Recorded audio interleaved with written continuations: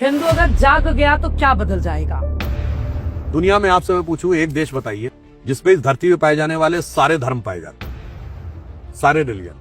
केवल भारत। पारसी जो अपनी जमीन से मिट गए वो सिर्फ भारत में फल फूल रहे हैं। एकमात्र देश आपसे पूछूं जिसमें यहूदियों पे कोई अत्याचार नहीं हुआ, वो भारत। एकमात्र देश आपसे पूछूं जिसपे इस्लाम के सारे फिरके पाए जाते हैं। इस्लामी मान्यता के अनुसार 72 फिरके हैं, कुछ हुए कुछ और आगे होंगे। ऑल सेक्ट्स ऑफ इस्लाम 57 में से एक भी मुस्लिम देश में नहीं है, सिर्फ भारत में है। और बौद्ध धर्म के सबसे बड़े धर्मगुरु को जब कम्युनिस्टों ने मारने की कोशिश की, उसे शरण कहां मिली? भारत में। तो Bharat is a cradle of civilization. Bharat में जो हिस्सा जहां हिंदू खत्म हो गए, कश्मीर, वहां पे चरारे शरीफ की मजार जला दी गई। क्यों? क्योंकि उन्होंने कहा साहब इस्लाम के अनुसार, एक सेक्ट ऑफ इस्लाम के अनुसार यह कुफ्र है।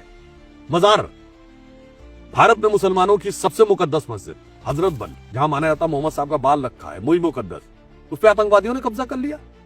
पैसा भारत में अगर कम हो गए, यानी जहां एब्सोल्यूट मुस्लिम कंट्रोल आ गया, वहां आपस में लड़ाई शुरू हो गई। ये तो हुआ भारत के अंदर। अब मैं बताना चाहता हूं, यदि दुनिया में हो तो हम क्या मैसेज देना चाहते हैं? ये बताइए, आज लड़ाई चल रही रशिया यूक्रेन की, क्या है कि यूक्रेन का हिस्सा कब्जे में आ जाए।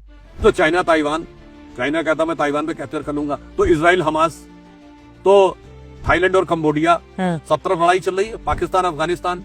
तो आदमी क्या चाहता, मैं कब्जा कर लूं या फिर उस पर अपना आधिपत्य बना के अपने किसी नॉमिनी को वहां बैठा दूं, और या फिर उनसे संधि करा के उनको अपने आगे झुका दें। बिल्कुल। और जब भगवान राम ने लंका जीता तो क्या अयोध्या के राज्य में मिला लिया उसे? नहीं।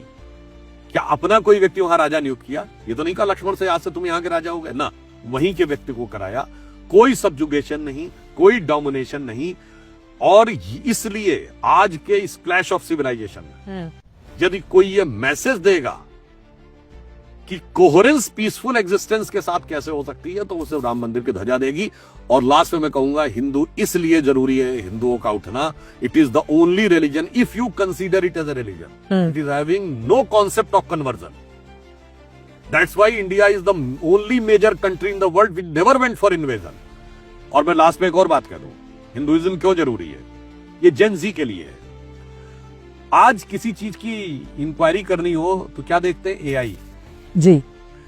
अब आर्टिफिशियल इंटेलिजेंस के लिए जो पहली कंपनी जिसने ये देना शुरू किया वो थी चैट जीपीटी से। चैट जीपीटी का जो करता धरता है सैम ऑल्टमैन। सैम ऑल्टमैन से एक इंटरव्यू में पूछा गया कि हर चीज की जानकारी लोग एआई से चाहते हैं, और आप ये बताइए कौन सी ऐसी चीज है जो आपको लगता आपके पास जानकारी है पर वो दूसरे लोगों के पास नहीं है, इवन यूजिंग एआई। तो सैम ऑल्टमैन ने जानते क्या कहा? The absolute equivalence of Atman and ब्राह्मण, यानी आत्मा और ब्रह्म का एब्सोल्यूट इक्विवेलेंस, जिसे शंकराचार्य जी ने जीवो ब्रह्म नापरा कहा था। और आजकल तो क्या हो गया है, कुछ लोगों को बहुत खुजली होने लगी है, कोई अच्छी बात कैसे कह दी, अरे नहीं नहीं हिंदू धर्म में सब कुछ गलत था, भारतीय संस्कृति सब कुछ खराब थी, अरे हो ही नहीं सकता, ये बकवास है। तो उनके लिए कहना चाहता हूं, तो अगर भविष्य में किसी को दिखाना है, और फिर मैं जेन जी को एक और बात कहूंगा, मैट्रिक्स 2 जब खत्म होती है तो जो लास्ट का कास्टिंग सॉन्ग है, हाँ। मैं कहूंगा लोगों से जाके जरा उसको सुनिएगा।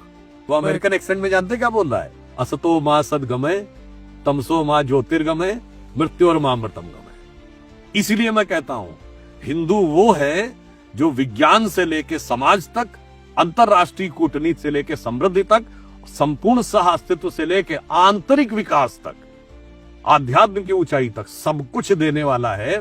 इसीलिए आर्थर शोपेनहावर, जिसने उपनिषदों का जर्मन में ट्रांसलेशन किया, उसने कहा कि Upanishadic philosophy is the height of human wisdom, product of highest human wisdom. ये किसी दूसरे ने नहीं कहा। और दारा शिकोह ने उपनिषदों का अनुवाद करके कहा, ये सिर्रे अकबर है, this is words of God.